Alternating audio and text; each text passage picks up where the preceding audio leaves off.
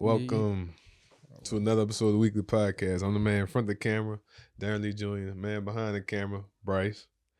This is another episode, the first one from 2026, and I have somebody that is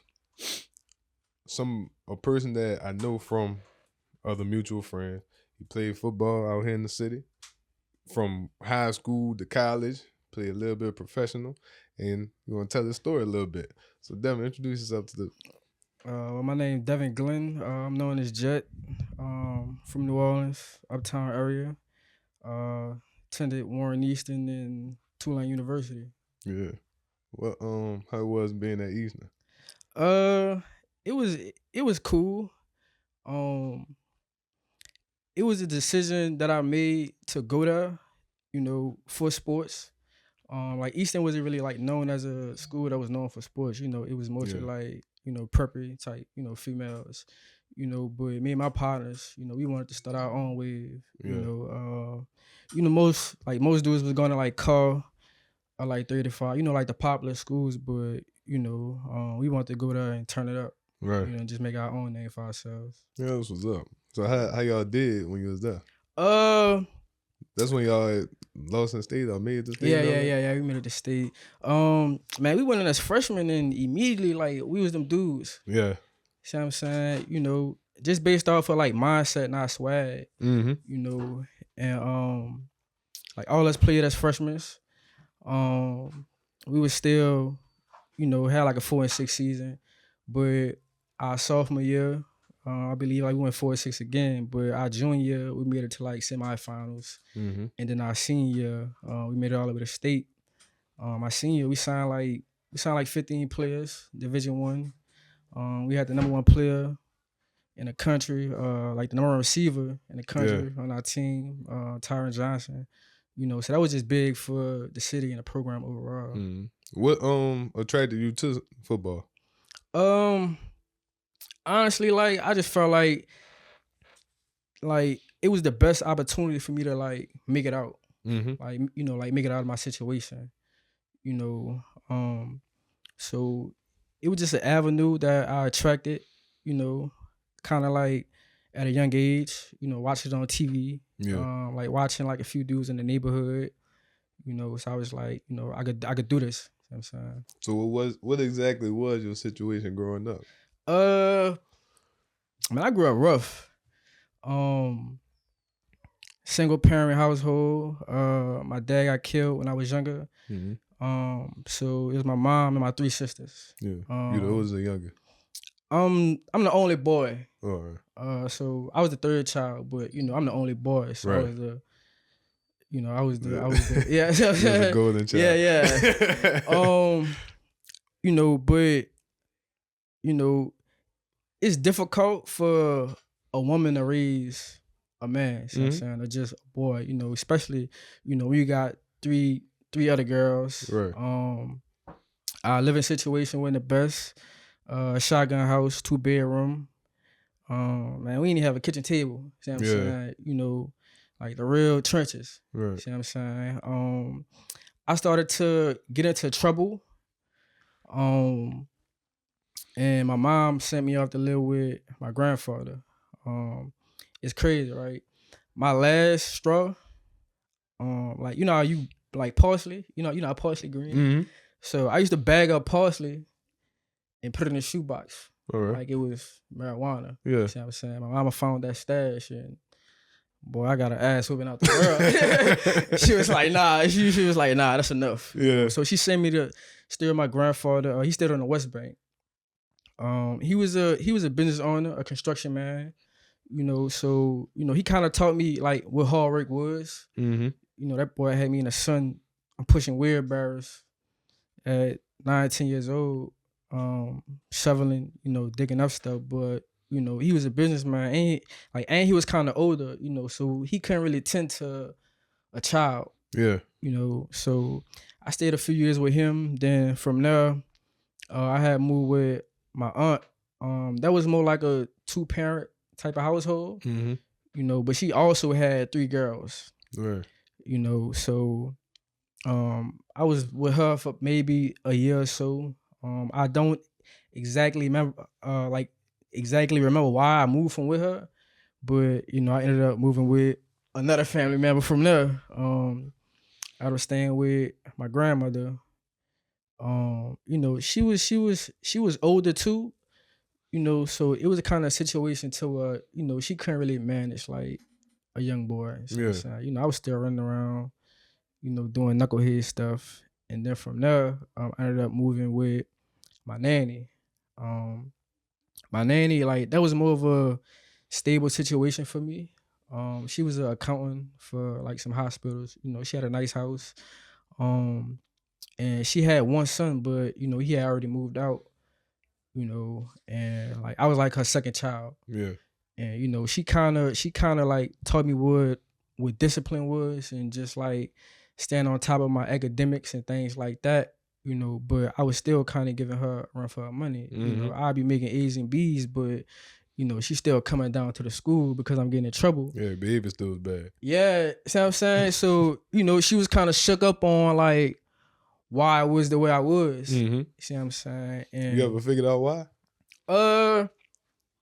I would say, just my environment. And then on top of that, it's different when you growing up away from like your parents. Yeah. See what I'm saying? So I just always wanted to get back and build my mom, and just build my sisters, because, ultimately, I was the man of the household. Yeah. And I just always wanted to just get back home with her. See what I'm saying? And but I couldn't really pinpoint it. I just felt like, I was showing out because, I just wanted to be back with my mom. Mm-hmm. And ultimately, I moved back with my mom when I was in middle school. At this time, we was like living in the 17th. But at this time, I was kind of still trying to figure out who I was and who I was gonna be. And like my mom, like, she was never really like on my trail. Like she was like that hood mama. Like she kind of gave me leeway to, run around and kind of like get into stuff. And I made good decisions and I made bad decisions. Right. See what I'm saying? But I feel like I made more good decisions than bad ones. What you feel like? So during that time, will you say you was more so of a follower or what? Nah. I never was a follower. I was always a one-man army. Yeah. I always had my own mindset and brain. See what I'm saying? I never followed the crowd. I never wanted to be like the next person, or wanted what the next person had. See what I'm saying? I just felt like my situation made me adapt and, show gratitude to the things that I had. Right. So, I was always just to myself, and just ride my own way. Yeah. That's what I feel that. Because I was the same way, but I wasn't really getting in trouble in school.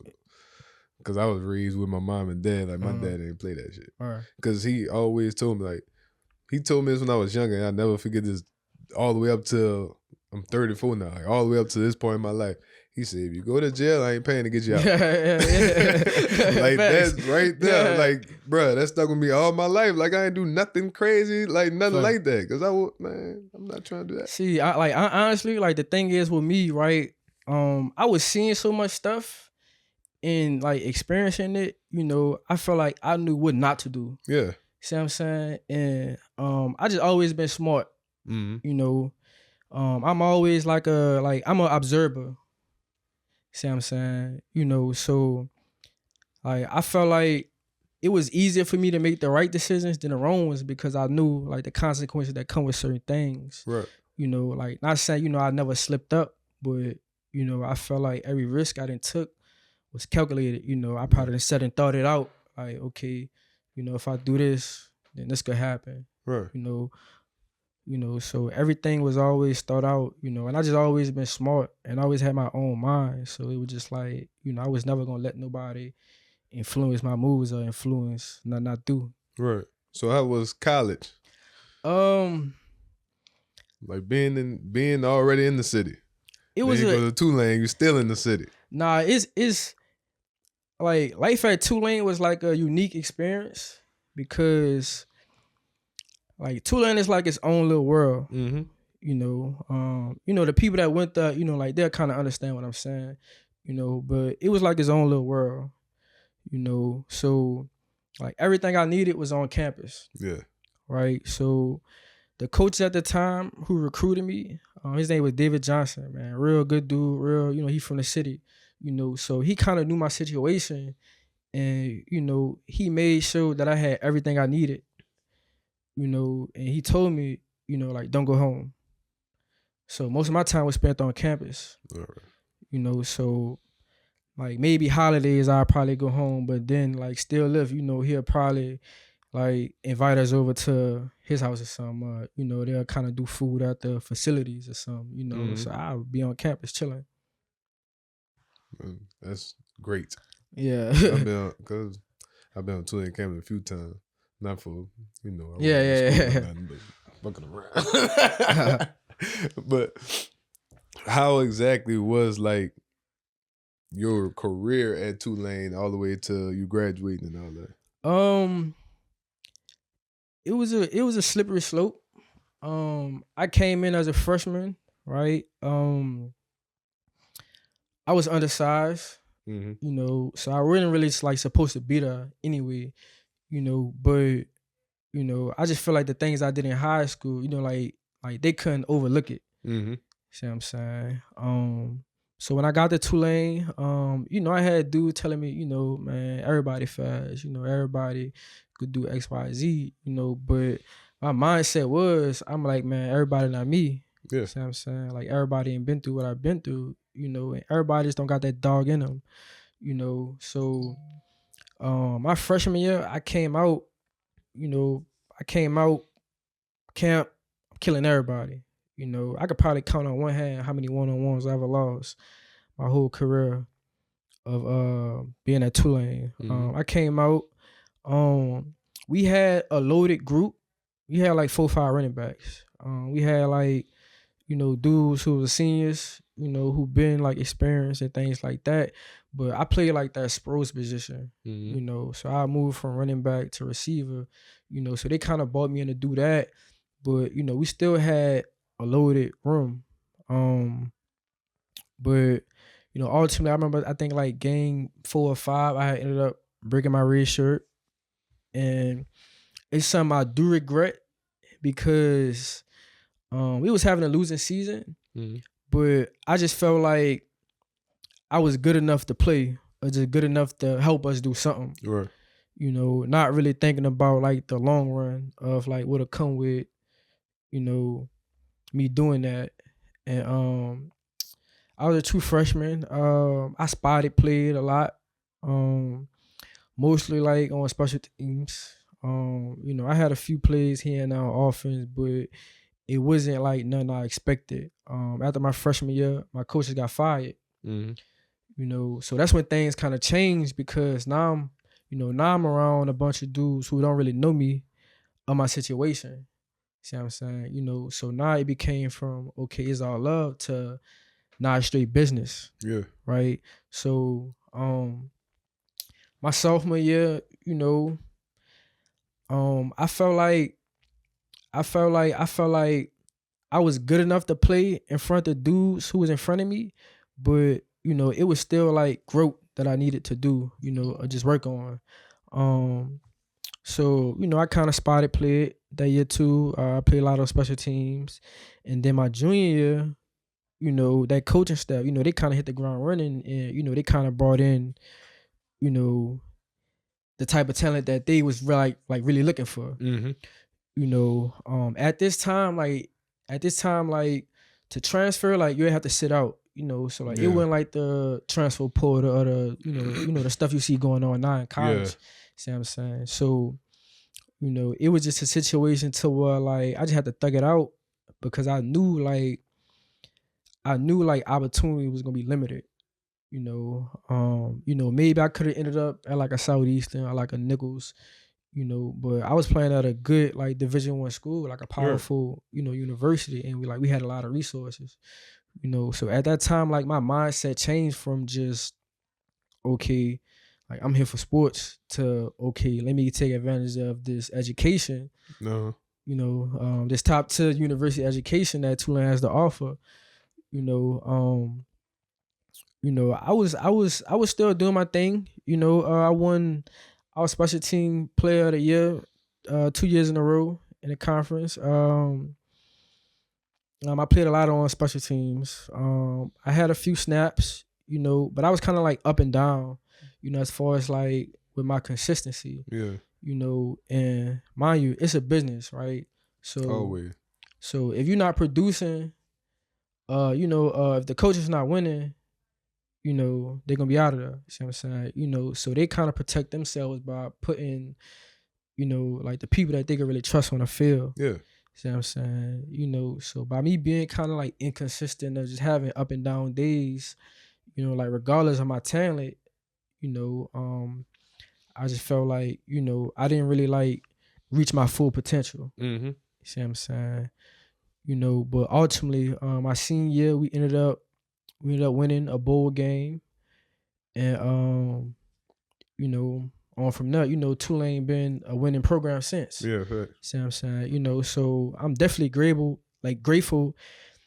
and thankful, to be able to say, I kind of laid the groundwork with, my other teammates to build that winning program. But, things ain't really like pan out, how I imagined them to do so. Right. Because there's one thing that young athletes need to know. You got to always be consistent. Yeah. And that's really going to get you far. Facts. Discipline and consistency all the time. So what exactly your life and transitioning from playing to your life after that? Man, so when I graduated, right, I graduated with a degree in Homeland Security. Mm-hmm. I felt like, that was something like I was interested in. I feel like most dudes kind of take up like a business degree or something Mm-hmm. like that, but I felt like, like Tulane had a lot of things to offer, so I studied Homeland Security. I still had aspirations to make it to the league. I did my pro day. I ran like 4.4, 4.3. But opportunities was limited because it was COVID. See what I'm saying? And, I feel like the game is kind of based off of like, who you know. Always. See what I'm saying? Everything always who you know. Right. So like if you're not like a top tier dude coming out, who just tearing it up with the stats and things like that, you're gonna kind of go under the radar. Yeah, for sure. So regardless of how good like I thought I was or felt I was, like my opportunities was kind of limited. I signed to play for 2 teams, like in the CFL, and I signed to play for a USFL team. But due to COVID, I couldn't play in those leagues because they shut them down. Mm-hmm. See what I'm saying? Like the whole world stopped. Right. My senior year, I actually interviewed for the FBI. I made it to the second round of the interviews. I know, I was gonna get a job. Yeah. But the government shut down. See what I'm saying? So it just was like, you're gonna float or drown. Right. See what I'm saying? So my first job was working like Amazon logistics.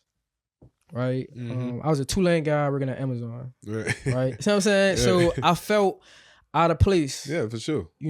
But I had to work. I had to make money to provide for myself. Yeah. See what I'm saying? But that transition is hard, and it's something that like a lot of people don't talk about. See what I'm saying? Because when you're in college, like you spoiled.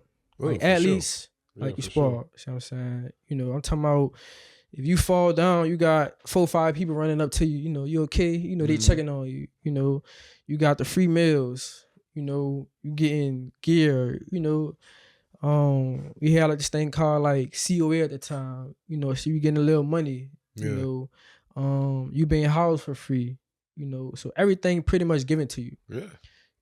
But my mindset was always, like I knew that like I was all I had as far as like, it's no backup plan. See what I'm saying? But I feel like I didn't fully take advantage of the resources that Tulane really had to offer. And, you know, ultimately, being an athlete, it's like we don't really think about life after football too much. But that's just like you said, it's athletes, period. Yeah. Because I know a lot of people who play basketball like, okay, I'm good, but I know I might not get to the next level, but I still don't know what I'm about to do. Right. So it's just like, that's why you see most dudes like coaching, you see them working at the schools. You still got to be a part of it. Yeah, because that's the easiest transition. Yeah. See what I'm saying? Definitely and then on top of that, like I'm gonna say like dating back from high school, even middle school, like they don't really teach you like financial literacy, about credit, or the things you really need to survive and thrive in the world. See what I'm saying? Yeah. So once your jersey put up, you just another person in the world. Out there. Yeah. See what I'm saying? Like, you go from being that dude or that girl to now you just a regular person. Yeah. Trying to figure it out. See what I'm saying? But, I would say that my situation taught me to adapt and improvise. Yeah. Because, like everything not gonna work out like the way you want it to work out. But, you gotta find a way to make something happen. Yeah, for sure. See what I'm saying? So ultimately, I did end up becoming an educator. My first teaching job, I was working at Warren Middle School. I was an English teacher, right? It's crazy because I never dreamed of or even thought about like being in a classroom, working with kids or nothing like that. Yeah, for sure. You know what I'm saying? And probably the furthest thing from your mind growing up. Man, what?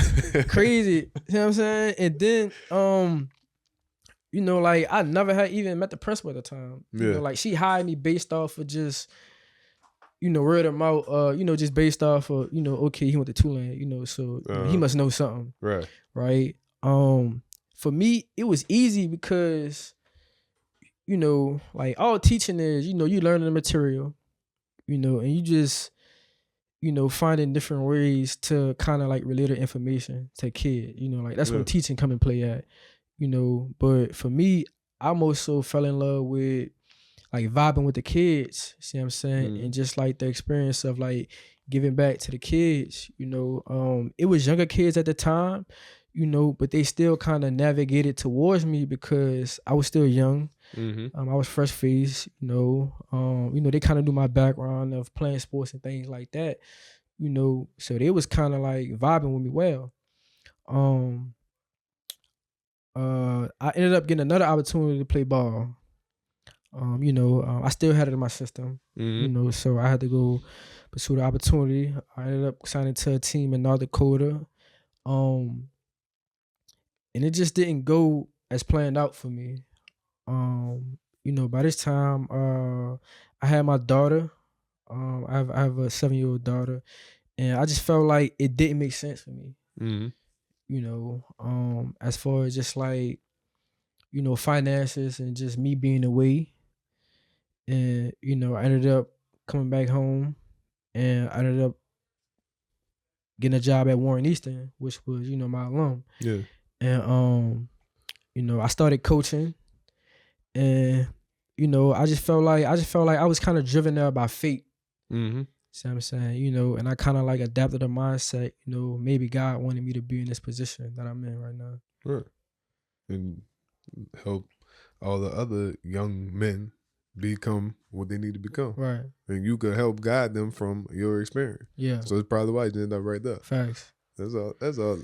Everything is always a cycle. Yeah. But it was a crazy experience because I was still kind of feeling out of place. What, being at Eastern? Yeah. Like, I would say just being at Eastern, just being an educator. Yeah. Because the plans I had for myself. That wasn't what this ain't it. Right. But it's crazy because, man, I had ended up getting another opportunity to play again. They had brought back the Louisiana Voodoo. You know, which was the New Orleans voodoo, but they changed it to Louisiana voodoo. And, you know, I kind of felt like, all right, nah, this is it now. You know, first game, 2 touches, I had 2 touchdowns. Right. Then immediately after they folded the lead, you know, so, you know, at that point, you know, I kind of realized, you know, like the plans we have for ourselves don't always align with the plans that God had for us, you know, in our lives. For sure. You know, but, you know, life had to keep going on. I ended up returning back to the school and just picking up from there. Yeah, we always gotta, this plan don't work out, what we got next? Right. Can't stop. Like the world ain't gonna stop. And we can't stop.